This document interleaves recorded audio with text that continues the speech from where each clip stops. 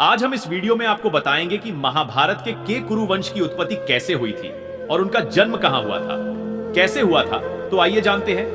पुराणों के अनुसार ब्रह्मा जी से अत्रि, अत्रि से चंद्रमा, चंद्रमा से बुध और बुध से इलानंदन पुरूरवा का जन्म हुआ। पुरूरवा से आयु, आयु से राजा नहुष और नहुष से ययाति उत्पन्न हुए, ययाति से पुरु हुए। पुरु के वंश में भरत और भरत के कुल में राजा कुरु हुए। नमस्कार दोस्तों, वीडियो अच्छी लगे तो लाइक और चैनल को सब्सक्राइब जरूर कर लें। वीडियो को लास्ट तक जरूर देखें। चलते हैं वीडियो की ओर। कुरु के वंश में शांतनु का जन्म हुआ। शांतनु से गंगानंदन भीष्म उत्पन्न हुए। उनके दो छोटे भाई और थे, चित्रांगद और विचित्रवीर्य। ये शांतनु से सत्यवती के गर्भ से उत्पन्न हुए थे। शांतनु के स्वर्गलोक चले जाने पर भीष्म ने अविवाहित रहकर अपने भाई विचित्रवीर्य के राज्य का पालन किया। भीष्म महाभारत के प्रमुख पात्रों में से एक हैं। ये महाराजा शांतनु के पुत्र थे। अपने पिता को दिए गए वचन के कारण इन्होंने आजीवन ब्रह्मचर्य का व्रत लिया था। इन्हें इच्छा मृत्यु का वरदान प्राप्त था। एक बार हस्तिनापुर नरेश दुष्यंत आखेट खेलने वन में गए।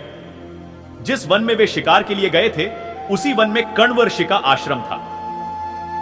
कण्व ऋषि के दर्शन करने के लिए महाराज दुष्यंत उनके आश्रम पहुंच गए। पुकार लगाने पर एक अति लावण्यमयी कन्या ने आश्रम से निकलकर कहा, हे राजन, महर्षि तो तीर्थ यात्रा पर गए हैं, किंतु आपका इस आश्रम में स्वागत है। उस कन्या को देखकर महाराज दुष्यंत ने पूछा, बालिके, आप कौन हैं? बालिका ने कहा, मेरा नाम शकुंतला है और मैं कण्व ऋषि की पुत्री हूं। उस कन्या की बात सुनकर महाराज दुष्यंत आश्चर्यचकित होकर बोले, महर्षि तो आजन्म ब्रह्मचारी हैं, फिर आप उनकी पुत्री कैसे हैं?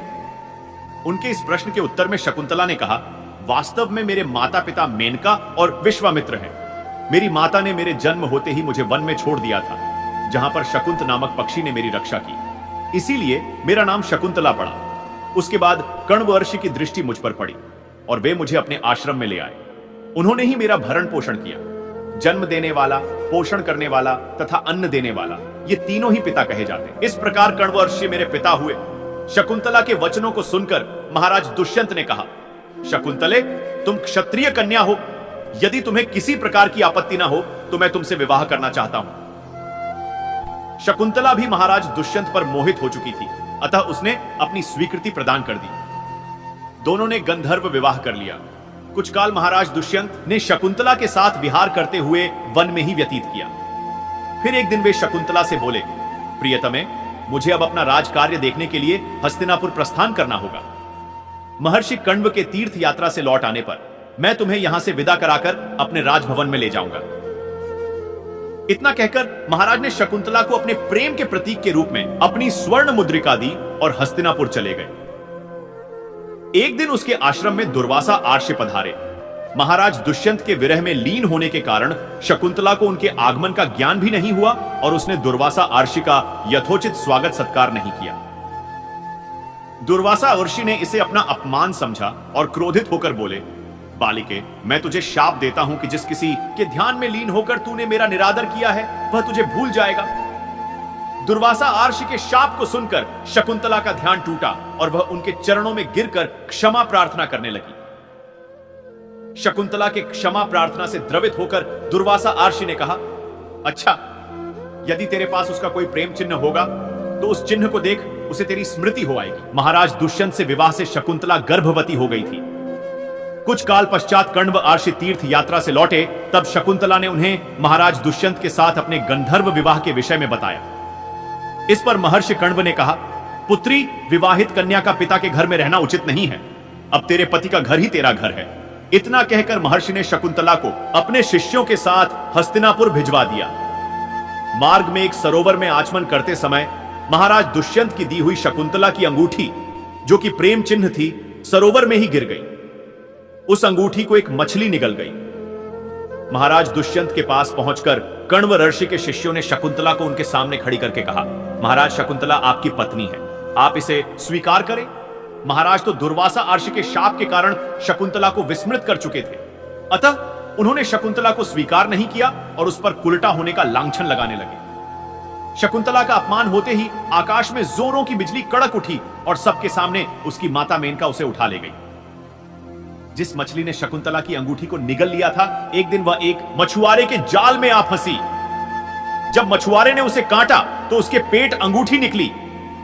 मछुआरे ने उस अंगूठी को महाराज दुष्यंत के पास भेंट के रूप में भेज दिया। अंगूठी को देखते ही महाराज को शकुंतला का स्मरण हो आया और वे अपने कृत्य पर पश्चाताप करने लगे। महाराज ने शकुंतला को बहुत ढूंढवाया किंतु उसका पता नहीं चला।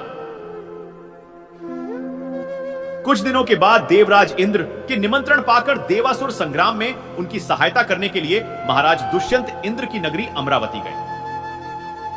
संग्राम में विजय प्राप्त करने के पश्चात जब वे आकाश मार्ग से हस्तिनापुर लौट रहे थे तो मार्ग में उन्हें कश्यप आर्षि का आश्रम दृष्टिगत हुआ। उनके दर्शनों के लिए वे वहां रुक गए। आश्रम में एक सुंदर बालक एक भयंकर सिंह के साथ खेल रहा था। मेनका ने शकुंतला को कश्यप आर्षि के पास लाकर छोड़ा था तथा वह बालक शकुंतला का ही पुत्र था। उस बालक को देखकर महाराज के हृदय में प्रेम की भावना उमड़ पड़ी।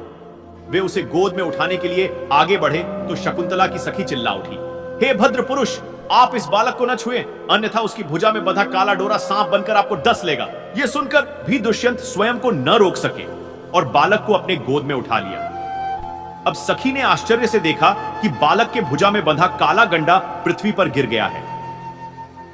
सखी को झांक था कि बालक को जब कभी भी उसका पिता अपने गोद में लेगा वह काला डोरा पृथ्वी पर गिर जाएगा। सखी ने प्रसन्न होकर समस्त वृतांत शकुंतला को सुनाया।